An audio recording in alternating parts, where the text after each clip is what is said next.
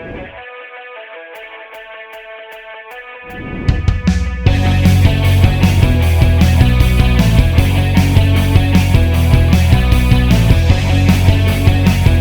slate of college football this week is actually insane. I feel bad for you if you're getting dragged to a fall wedding this Saturday. Ladies and gentlemen, welcome back to the TVD College Football Show, your go-to for everything college football. I'm Mason, your host. Along for the ride with me, my co-host Isaac Williams, and our producer Joey.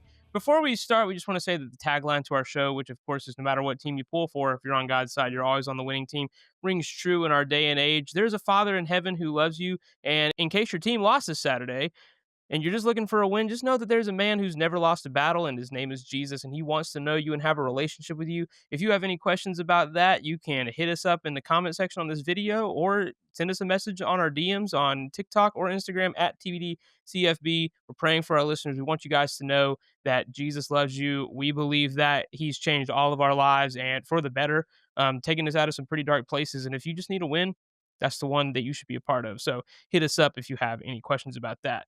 Joey, I believe you have a segment for us tonight. That is true. All right, ladies and gentlemen, today's segment is college football program stock exchange. So basically, I will name a program and Mason and Isaac will determine if they would like to buy or sell in their stock. All right. Pretty self-explanatory, pretty straightforward. Our first program is the Missouri Tigers. Right now, I think I'm going to buy some stock in Missouri. They got some really good wins. They're undefeated. Their offense looks extremely good. Their defense is playing well. So I would buy stock in Missouri right now. Yeah, to piggyback on what Mason said, I would also buy stock in Mizzou right now. They got a big win this past weekend over South Carolina in Como. They're piecing it together. Now, they're by no means, I would consider them a top-tier SEC program right now, but I would buy stock in those Tigers right now. All right, the next up, are we at the point where we are selling this program? It is the Texas Longhorn. Man, that's a great question, and I'd love to tell you that I am, but no, horns down. Texas has done nothing, especially in the past 2 years. They've been in the SEC. This is their second season. They haven't quite pieced it all together, but Arch Manning was supposed to be the guy, and he has not been. Listen, no disrespect to Sark, but Texas has not done enough considering all the chirping that comes out of Austin every single offseason. Horns down, sell, give him my money. Absolutely. Horns down right there with you. I'm selling that. They are not the Texas team that they've been the past couple of years. Maybe they proved me wrong, but right now it is not looking good for the Longhorns. All right, our next program, this one's kind of unexpected. Are we buying or selling stock in the South Carolina Gamecocks? I am going to hesitantly buy because I think Lenora Sellers is healthy. I think South Carolina is a great team. I believe in Shane Beamer. I think there's a lot of potential in South Carolina. I'm a little nervous for LSU to play them because they want some revenge from last year, a game we definitely should have lost. So I'm going to cautiously buy South Carolina right now. That's where I'm at on the Gamecocks. I am going to sell this stock begrudgingly because I do love South Carolina. However, Lenora Sellers is really the only good thing that I've seen from that team right now. Their offensive line is playing terribly. They finished against Missouri with -9 rushing yards. They can't run the ball. Their defense can't get off the field. They let Missouri run for 225 yards before the fourth quarter. So I, unfortunately, am going to have to sell that stock. I love Lenora Sellers, but he's the only bright spot on that team right now. So give me to sell for South Carolina. This next program has a tough schedule ahead of them. Can they make it through? The next program is the Vanderbilt Commodores. I don't know if they can make it through. However, I'm still going to buy stock in them just simply because of what Clark Lee has been able to do at this program. Such a huge turnaround, built it off the back of Diego Pavia, who is an absolute menace to the sport right now. He's playing great ball. They have a really good defense. I think that once they get up against a team like Alabama, that's going to be like the real test for me. But they did drop 70 points on Georgia State this past weekend. I mean, when was the last time we heard of Vanderbilt, of all teams, dropping a 70 burger? I'm buying the stock. I don't want to disrespect Clark Lee or Diego, but I'm going to sell Vanderbilt stock simply because I think Diego Pavia, he's got a great attitude. I think he's a great player, but I just don't see Vanderbilt as a football school. Now, we'll see. We play in Nashville in a few weeks. They could definitely take down the Tigers. But I'm going to sell Vanderbilt stock just because I'm not quite there. And to be fair, I don't want to disrespect Georgia State either. I mean, that's impressive, 70 points in a game, especially for Vanderbilt in football. But yeah, I'm not buying. All right, our next team, for some reason, is still ranked. Notre Dame, Fighting Irish. Are we buying or are we selling? I'm selling. They should have beat A&M. Listen, Mark Freeman's a good coach. I think that Notre Dame could be good, but I think their weaknesses have been exposed this season. I think if Riley Leonard's the quarterback, they beat A&M point blank. I just do. I know their quarterback's a freshman this year, but I'm selling the Irish. I no disrespect Marcus Freeman, but the Irish continue to prove why an independent school cannot be reliable when it comes to big games. Nope, I'm out. I'm going to disagree with you there, Isaac, because I think that Notre Dame, they have a good offense. It's their defense. I mean, they put up 40 points on A&M at home. It's their defense that has been lacking. But I'm still going to buy the Notre Dame stock because I like what I'm seeing from this team. They start the season out playing two really good teams, at Miami and then Texas A&M at home. But they'll get a shot to prove themselves when they go on the road to Arkansas. And I know Arkansas just lost to Memphis, but going on the road in the SEC, especially when you're from out of conference, does not always go great. Look at Texas at Arkansas just a couple years ago, and I still think Arkansas went like 6-6, 7-5 that season. So it doesn't matter.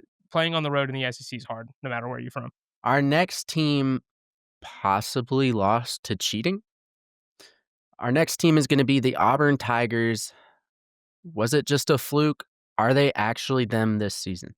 I am going to sell the stock for Auburn. Yeah, they kind of did get cheated a little bit. I just don't know that would have affected the outcome of the game anyway. They have some good things about them, but they're just not where I want them to be. So I'm going to sell that stock. I'm right there, William Mason. I'm going to sell. Auburn. They looked decent against Baylor. Baylor's defense couldn't quite piece together enough stops to keep them in the game.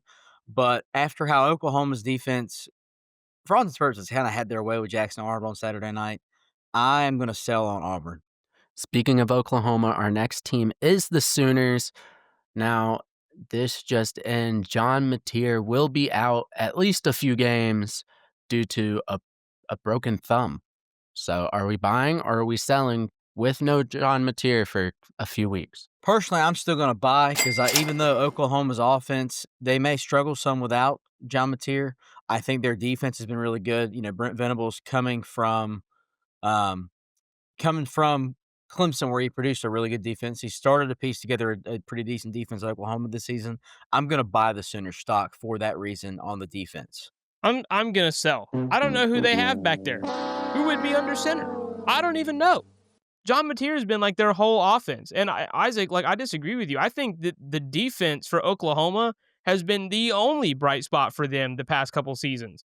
The only thing that made this season different is you had a legit guy under center who could actually make plays to his receivers and make plays with his legs and escape the pockets and is a physical player. So I'm gonna sell, but only because they don't have John Mateer anymore. I like Brent Venables, I like their defense, but how are they gonna move the ball? Prove me wrong, that's fine. I'm just saying I don't see how they're gonna be able to move the ball efficiently like they have been. Last but not least, this team blew number 9 out of the water. Now, did they deserve to be number 9? There's a lot of question marks there. It is Indiana. Time will tell on that question you just asked. Indiana's schedule literally is Iowa and then Oregon back to back, and then they have Penn State down the road. So we'll definitely find out. I am going to sell that stock because I just don't know the answer to that question. Is Indiana the number 1 team in the Big Ten right now? Or is Illinois just that bad and they flew under the radar? I don't know, so I can't buy one way or the other. Yeah, I'm going to sell Indiana as well. I don't think Illinois was that great, but I definitely put up more of a fight. Indiana's offense, I mean, they put up the business on the Illini Saturday night, and we were all wrong on that pick. But the test will be they play at Iowa. That's a big game, and then they'll have Oregon. And so we'll see. We'll see. I don't think Indiana's all that in the bag of chips. I'm going to sell the stock for that reason. Well, that was fun. That was really fun, Joey. That was a good segment right there. Before we get into the big stuff, we're going to start small really quickly. Want to go over our pick records. Joey, Still in first, like the third week in a row after going 2-2 for week 4 at 17-13. Did not do as well as you had anticipated, but nonetheless, still in first. We finally break the tie for second place. Isaac goes 2-2 to go 15-15, and I went 1-3. I thought picking South Carolina was a good choice. I bet South Carolina plus the points and won, so at least I have that. I'm in third place at 14-16. But this week, guys, we got some big games. Monster, absolute wicked monster week 5 slate. So let's get right into it with our favorite segment. All right, folks, week 5 is a big one, so let's get into it. It's time for our favorite segment, the TBD game of the week. Our game of the week is going to be 17th ranked Alabama heading to the Classic City, Athens, Georgia, to face off with 5th ranked Georgia, the Bulldogs between the hedges for the first time since 2015. Kickoff is set for 7:30 p.m. on ABC on Saturday night. UGA, I don't know how, but we come into this one favored 3.5 points. Obviously, this game has some history. I don't want to take too much time on it. Yes, I am a Georgia fan. Yes, I know that Alabama is our daddy. I can admit that as a Georgia fan. That doesn't mean we haven't had success against other teams. But yeah, this is the big one that we've not been able to tackle. Alabama, they start the season off 2-1, lose the first game at Florida State. It kind of looked like Alabama was not that great. But then they dropped a 70 burger, 73 points on UL Monroe. And then they defeat Wisconsin, who is not that great, to be fair, at home the next week, and we both had a bye week this week. We both had an off week.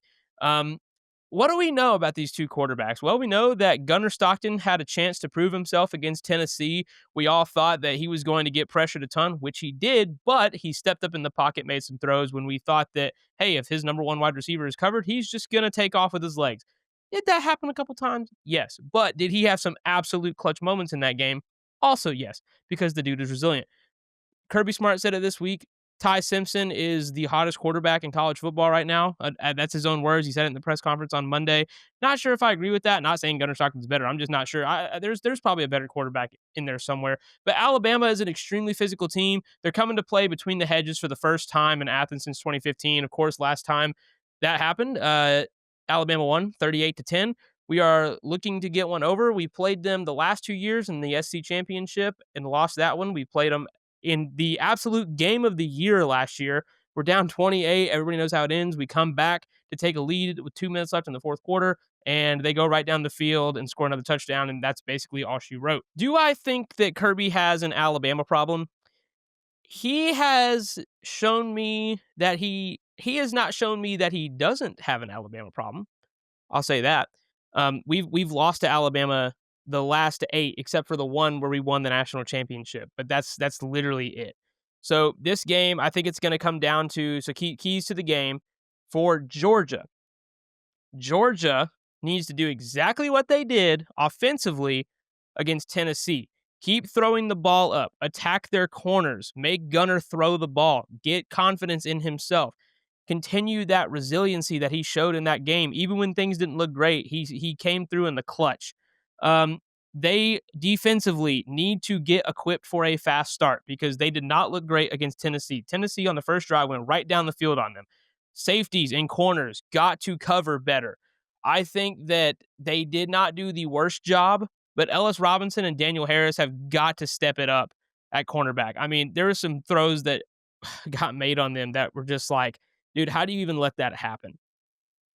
Like, you got to cover better. You got to be more physical. Tackle the man with the ball. Go for the ball. Be more physical. Attack. It's what Kirby talks about all the time.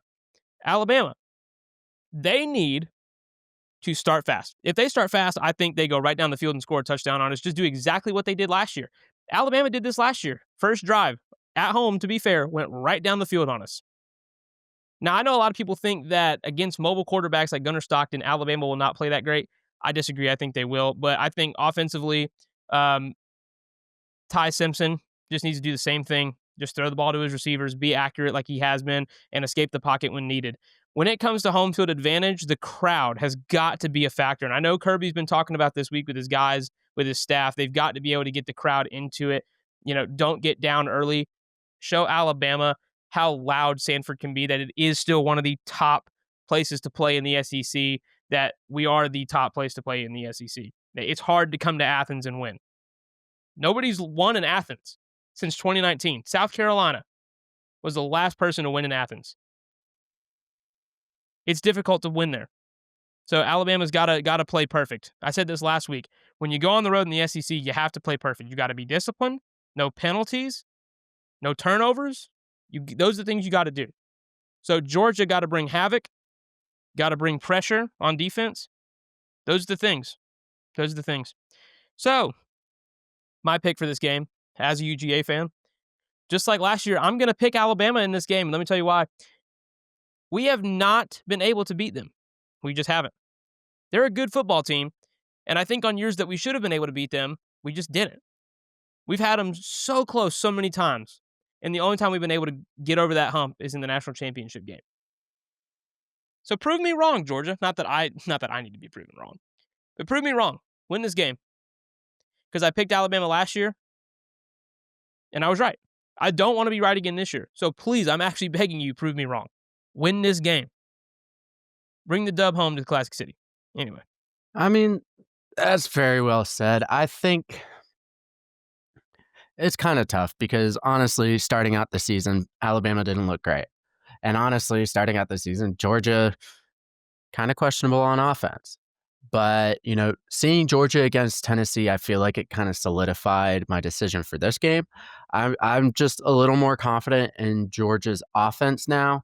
And I think that knowing Georgia, they're going to put their defense together. I think that one game, they were like, we need to focus on offense because Tennessee's just got all of it. So I think with the offense being where it's at and the defense being Georgia's defense, I don't think Bama can win this. This was tough. Right down the middle. I got 2 words for you. Kalen DeBoer. Kalen DeBoer is not Nick Saban. Kalen DeBoer has never coached, to my knowledge, unless I'm wrong, very well could be, at a game in Sanford. Give me the Dogs on Saturday night by a field goal. I think it's a close one, but I like Georgia to win this game. Alabama, yes, they put up 70 on UL Monroe. Congratulations. I did the same on CFB rookie mode, right? Yeah, give me the Dogs on Saturday night, game of the week. And listen, I hate Bama, and I could be wrong. Joe and I could miss on this, but I like Georgia in this one. I just wanted to touch up on that last thing you said. I feel like between the two teams, Georgia has been the more battle-tested one. They've won a game on the road in a very hostile environment in the SEC. Alabama's going to have to do that this Saturday. They got their work cut out for them. I think it's going to be a good game. I don't think it's going to be a blowout by either team. However, I have to stick with my Bama pick until they prove me wrong. So I've been doing it for a couple years now, and that's where I'm going to stick. All right, next game. Big Ten matchup between a possible contender and an absolute faker. I don't even know how this team is still ranked. It's number 21 USC versus number 23 Illinois at 12 p.m. on Fox, big noon kickoff. The spread is USC by 6.5. I think that it should be higher. I really do. How in the heck is Illinois ranked? I said on Tuesday, it literally felt like Illinois just rolled up to Bloomington with a local high school team from down the road in Champaign. I don't know how they're still ranked. It just makes no sense to me. We talked a lot about that, but USC, good team. Jade Mayava, he's a good quarterback. Illinois, I think they just fooled us all, man. I think they're terrible. I think they're garbage. They have a chance to prove it. They're going to be looking to bounce back. We'll see if that happens. I doubt it. I don't know how the spread is 6.5, so you guys probably already know my pick. But Joey, you are first. Who do you have in this one? Honestly, I mean, this last game from Illinois really kind of confused me here. So I'm going to pick USC here. I wouldn't be surprised if Illinois, comes in kind of mad and takes the win, but I can't see a way. If Illinois plays like they did against Indiana, I can't see USC losing this. The only thing I have to say is that Mason said possible contender and an absolute fraud. USC is not who I'd call a potential contender. With that said, I am going to take the Trojans in this one. I think they get it done. Probably cover, probably by 10 or more, double digits, very possibly. Illinois, they're just bad. And that means that Duke is even worse because Illinois whooped up on Duke a couple weeks ago. So, yeah, give me the Trojans on Saturday. So when it comes to USC, a lot of people thought that USC coming up against Michigan State might be a little bit of a trap game. They handled it extremely well. They do have to go on the road. This is the opportunity for Illinois to prove themselves, but no, I got USC in this one. I do not trust Illinois at all. I honestly, Not telling anybody how to bet. This is not betting advice. But if I was going to bet on this game, which I might, I'm probably taking USC in the spread because I do not trust Illinois at all. We're not sponsored by DraftKings, FanDuel, or any other gambling outfit. All right, it is time for my game of the week. 4th-ranked LSU traveling to Oxford to the Vaught to face 13th-ranked Ole Miss. I have to say that for PG audiences. Saturday at 3:30 on ABC. The spread are the Rebels. What even is a Rebel? By 1.5. The elephant in the room. Lane Kiffin's daughter, Landry Kiffin, has gone public with her relationship with LSU linebacker, the dog, the captain, Whit Weeks. The week of the Magnolia Bowl. I believe that was posted Sunday or Monday. We just saw it on Monday. So that's now live. And Lane Kiffin is on record saying take the over. So we will see. Either Whit has a concussion or the LSU defense is a fraud or both. We'll see what happens. We'll see if Lane has something special for his daughter's new beau. LSU is 7-3 against Ole Miss in the last 10 years. 2 of the last 3 being decided by 1 score. 6 points, 55-49 in favor of Ole Miss in 2023, and an absolute shootout in Oxford. And then 2024, the overtime walk-off winner, Field Rush. Go Tigers, where LSU got the win overtime. RIP Kyron Lacey. Big win there. It was a good night in Baton Rouge. So, with that said, I'm picking first. Give me the Tigers. I don't even know what a Rebel is. Obviously, we're covering. Ole Miss by 2. Give me the Tigers by 3. It's going to be a close one, but obviously, give me the boys from Baton Rouge, baby. Go Tigers. So I'm not even really sure why Ole Miss is favored in this one at all. Maybe it's possibly the injuries, or the kind of injuries to Garrett Nussmeier. But also, I'm pretty sure this is going to be Austin Simmons' first game back from injury. He didn't play against Tulane. So I don't even know why Ole Miss is favored at all. I guess home field advantage. Give me the Tigers on Saturday. What are we even doing here? Ole Miss right now? With a possibly, coming off injury, possibly still not 100% Austin Simmons versus Garrett Nussmeier in this fantastic defense. And mind you, Ole Miss just got taken to the wire at home by Arkansas. No. Give me the Tigers in this one. That's easy. And I might bet on this. I'll take the Tigers all day. This one's tough because What? I think that Ole Miss has a very solid offense, and LSU has a questionable offense right now. Apparently, Nuss Bus has an injury. Of course, that comes up a few weeks after everybody starts talking about, hey, your offense looks not great. Anyways, only issue and the only determining factor here for why I choose this is based off defense. One team doesn't have it, the other team does, and the other team has a surprisingly very good defense this season. I'm going to go with LSU. I think it could be a close game, though, only because even without a defense on Ole Miss's side, I just don't know how LSU's offense is going to look. Next game. This one's exciting for a certain reason, and I think we all know why, because it may answer our question. We got number 11 Indiana versus Iowa at 3:30 p.m. on Peacock. The Hoosiers are favored in this one by 7.5. This starts a telling, I think is a good word, telling 2-game streak for Indiana. They play Iowa at Iowa, and then they got to go play Oregon. So this could definitely be interesting for the Hoosiers. Iowa obviously has a very solid defense. They're 3-1 right now, only lost to Iowa State in that awesome rivalry game, which obviously sucks for them, but they still kept Iowa State at bay, kept it close. I think it was a 3-point game to finish it. Indiana obviously coming off that absolute bludgeoning. I mean, is there a word worse than bludgeoning for what that was? I mean, if you told me last week that Indiana was going to be Illinois 63-10, I would have been like, you're crazy. 63-10, I would have thought they were playing like Western Kentucky or Sam Houston State, not Illinois, not a fellow Big Ten rival. I think the last time we saw that many points put up on a conference rival or another Power 4 school was, either Georgia TCU or Georgia versus Florida State. It's been a minute since we've had one of those big time blowouts versus a Power Four school. So IU favored by 7.5, looking to prove themselves, looking to prove that last week was not just a mistake, that they are the number one team in the Big Ten. But we have that question: are they, or is Illinois that bad? So this is this. Obviously, we got to see Illinois play USC, but we have to see Indiana play Iowa. So half our question may very well get answered this Saturday. Joey, you're picking first. Who you got, buddy? Indiana. Any day. Indiana. Speedy pick there. I actually think this one is a little bit more difficult because like I said, it's really hard. I don't know whether Indiana is that good or not. Iowa has a pretty good defense, but no offense. So you've really got a very high-powered Indiana offense versus a very high-powered Iowa defense.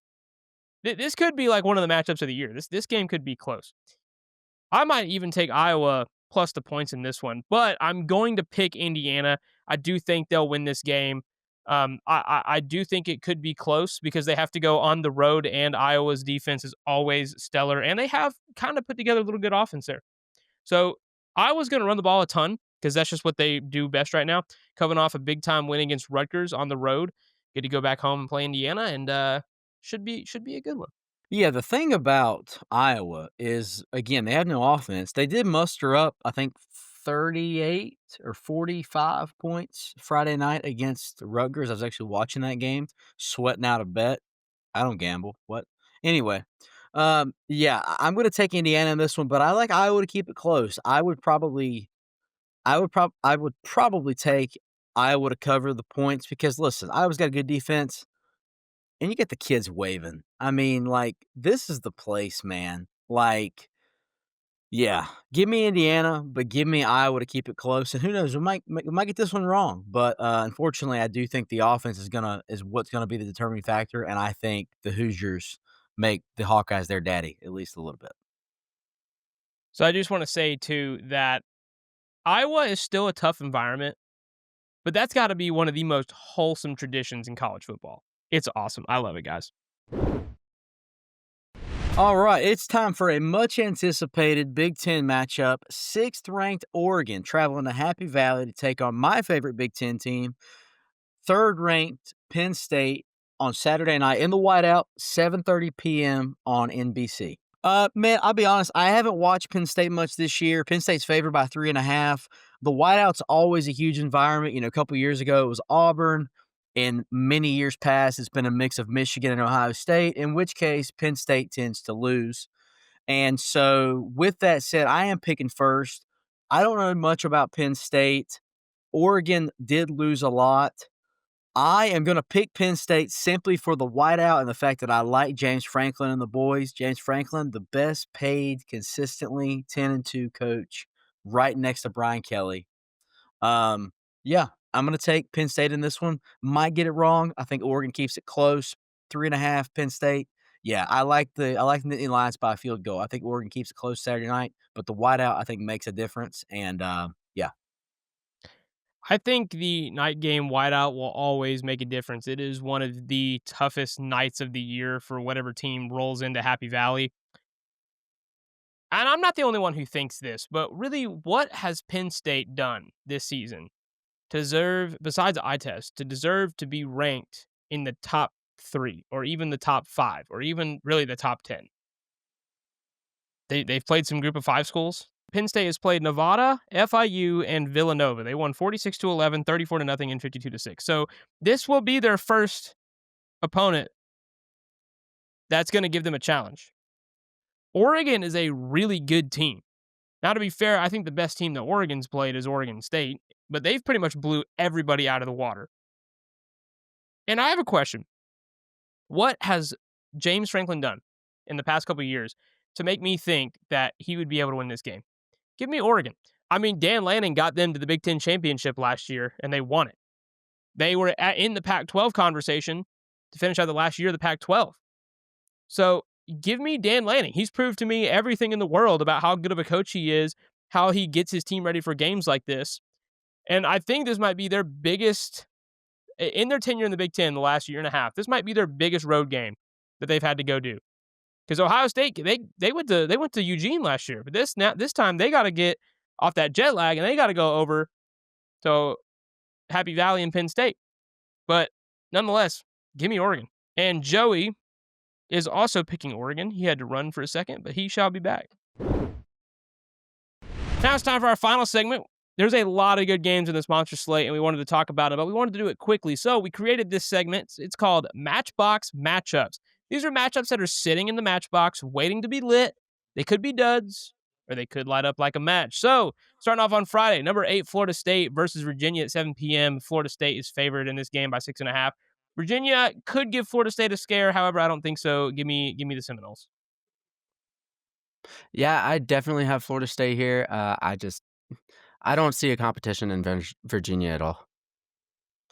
Yeah, I'm also going to roll with the Noles in this one. I think Virginia's offense, based on what I've seen this year, could give them a run. But yeah, I like Florida State in this one on Friday in Charlottesville. Number 24 TCU versus Arizona State at 9 p.m. Arizona State favored by 2.5. Look, I mentioned this earlier. TCU is definitely good on offense, but I'm going to give this one to Arizona State because of home field advantage. This is a tough one. Arizona State, I feel like they are missing some personnel from last season. I am going to go with the Horned Frogs in this one. I think TCU gets a big road win. Yeah, give me TCU on this one. Arizona State has shown they have no defense this year. I mean, they lost to Mississippi State on basically what was a Hail Mary. Give me TCU because I think their offense is better and they have the defense to complement it, even though it is on the road. Saturday game. Now, this is one I'm actually really excited for. Number 22 Notre Dame versus Arkansas at 12 p.m. Notre Dame favored by 3.5. Man, I wish I wasn't picking first in this one. I've flirted with this one all day. I am gonna woo pig suey with the Irish. Give me Notre Dame on Saturday in Fayetteville. I think that it's a big win for Marcus Freeman and the boys, and Hogs down. Yeah, give me Notre Dame. I hate to be safe, but I think Arkansas could definitely give Notre Dame a run for their money. But they're already starting the season off at 1-2. They need to get on the board if they want to make the playoffs with no conference championship. So give me Notre Dame in this matchup with their backs against the wall. Look, if you didn't tell me the results of the last 2 games for Arkansas, I probably would have picked Arkansas here. But honestly, Arkansas has lost 2 games that were really close and came down to pretty much their last drive. I don't think Notre Dame is gonna give up on that opportunity. Notre Dame has something to fight for. I'm picking Notre Dame. And just to say, I would not touch betting this game with a 50-foot pole. Anyway, Duke versus Syracuse, 12 p.m. Duke favored by 6.5. I have no idea how Duke is favored by 6.5. I understand they're at home, but Syracuse is a freaking good team. They're coming off a big win on the road, so they've already been battle tested. If I was a betting man, which I kind of am now, I guess, I would definitely take Syracuse plus the points in this one, and I am picking Syracuse. Yeah, I'd definitely take Syracuse by the spread. I think the reason why the spread is that way is because, Syracuse is going in with a backup quarterback. But Duke has not impressed me at all. They have a good quarterback, but sure, they win in the quarterback department, but everywhere else, I think Syracuse has got it. Give me Syracuse. If you had brought this game to me before Syracuse went into Death Valley Junior and got a big win on Saturday, I would have taken Duke. Darian Mensah has been solid so far. They did lose to his old school Tulane, and for that reason, I am also going to take the orange in this one on Saturday. All right, we got a big game here. Number 1, Ohio State versus Washington. They're in Seattle at 3:30. Ohio State favored by 8.5. Joey, what do you think? This one is really tough. That's why I'm picking Ohio State. I think Washington could put up a fight because of it being in Seattle, but Ohio State, I think same reason I pick Georgia a lot of the time. Until they give me a reason to pick against them, I can't do it. So give me Ohio State. Yeah, unfortunately, I mean, Washington, there's no Kalen DeBoer, there's no Michael Penix Jr. There are these guys from Ohio named after a plant. Give me Ohio State in this one, unfortunately. I hope they lose. I hope I get this pick wrong. I hope Washington by 50. But yeah, give me the Buckeyes. So last year when Ohio State went on the road, they went to Eugene and they lost. Now, it was close, but that team last year, in my opinion, was way better than this team. Jed Fish is going to have his team ready. I'm pulling upset alert here. I would take Washington plus the points, and I'm going to take Washington to win this game. All right, SEC matchup. Auburn heading on the road for the second straight week in a row to number 9 Texas A&M at 3:30 p.m. A&M favored by 6.5. A&M's been a little bit inconsistent. I don't love them. They got a big win at Notre Dame last weekend. This one's in College Station. Auburn's been inconsistent. Jackson Arnold got beat up against Oklahoma. Give me the Aggies in this one on Saturday. I like them to cover. I think they win by at least a touchdown. I just don't think Auburn has it, and it's just a huge atmosphere. 12th man. Unfortunately, got to go with the boys in College Station. So while this is, in my opinion, the toughest place to play, I think that Texas A&M, their scheme and the way they play football looks a lot like Baylor right now. Very heavy offense and not a lot of defense. I think Auburn can definitely keep up, and I'm going to take them to win this game. Give me Auburn to bounce back after losing in such a crazy way against Oklahoma. Honestly, I can't believe that this is a tough game to pick. Uh, but really, the reason why I'm picking Texas A&M in this game is because they had the bye week right before, so they have an extra week to prepare for this game. Auburn, honestly, is a pretty decent team this year, but this is not the situation you want to go into after playing the way you did against Oklahoma. Number 15, Tennessee versus Mississippi State at 4:15 p.m. Tennessee is favored by 7.5. I don't even know how this is so close. Tennessee, I feel like is going to whop the floor. I would take Tennessee in the points and the spread. So give me Tennessee on the road. Yeah, I mean, look, Mississippi State, you had a great run, but now you got to face some real people.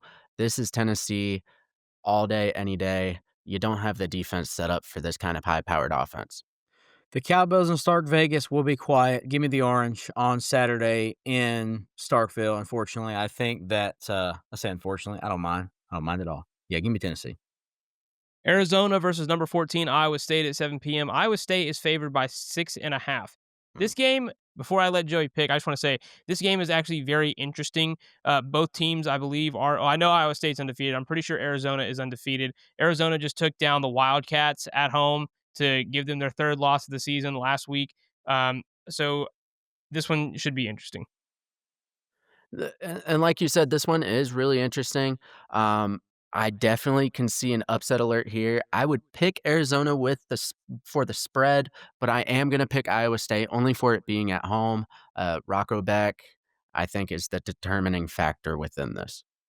Agreed. I'm right there with Joey. Give me the Cyclones, but I would probably take Arizona like plus 10.5. I think that Arizona keeps it close. I do think Iowa State can cover the actual spread, but I'd play something a little along those lines. It's not betting advice. I'm just talking out loud. I also have Iowa State right there with you. I think that Arizona definitely could probably cover plus the points, but Iowa State at home, give me them. Kentucky at South Carolina in Columbia at 7:45. South Carolina favored by 6.5, looking to bounce back after a tough two-loss stretch against Vandy and Missouri. Give me South Carolina. I like them. I don't know actually. I might would take Kentucky to cover. I think South Carolina wins a close one. Been inconsistent. Kentucky's been okay, but if Lenore Sellers is healthy, I think South Carolina wins this one. So the last two times I've picked South Carolina, I've been wrong. I don't care. I'm picking them again. Give me South Carolina against Kentucky. I just think that South Carolina's a better team and they're at home. Tough atmosphere. I don't think it happens. I don't think they get two losses at home this season. What is a wild thing is, Isaac, you point out if Lenore Sellers is healthy, there's no way South Carolina loses this. Lenore Sellers, not 100% last game, was the star of South Carolina against Missouri and was the reason why they were in this game. I'm picking South Carolina here. I think Kentucky is just not, they're really just not one of the teams in the SEC to really be, going home about. So yeah, South Carolina. We got number 25, BYU, heading to Colorado at 10:15 p.m. It's the quote unquote Pac 12 after dark. It's no longer the Pac 12, guys. So I guess, yeah, Big 12 after dark. BYU favored by 6.5. And I'm actually going to pick Colorado in this game. I think that BYU is kind of a phantom team right now. I think they're looking good, but they haven't really played anybody. Colorado is going to be a big test. The atmosphere at Folsom Field is way better than it's been in past years. Deion Sanders is going to have his guy ready. They're already at two losses. I think they're a better team than they've showed. So give me Colorado at home this Saturday. I think you bring up a great point, Mason. The only question I have is, they've been kind of switching up quarterbacks, trying to figure out who is the guy. I think they've finally kind of figured it out. They just needed some time with it. But the atmosphere is what I feel determines this game. I got Colorado. Man, this one's tough. I am gonna take the Mormons in this one, the Storming Mormons on a Saturday night in Boulder. I think BYU's offense has been pretty strong. I agree, they haven't really played anybody, but the inconsistency at quarterback for Colorado leaves a question mark to me. I could very well get this one wrong. Colorado's a tough place to play, but give me the Storming Mormons on Saturday night. And that's a wrap on today's episode. I mean, we've said it like 10 times. Wicked, huge, monster, amazing slate of college football. We have not had a big slate of college football like this in a long time. I do think that I remember this weekend last year is the same weekend of the Georgia-Alabama game being stacked, but it is absolutely stacked this weekend, and we're going to be here bringing you the coverage next week. Yeah, Mason, we've made our picks, but anything can happen. Upsets are coming. That's why we love college football. Exactly, my friend. Thanks for listening, everyone. Catch all the games this weekend and join us next week for more previews, reactions, and hot takes.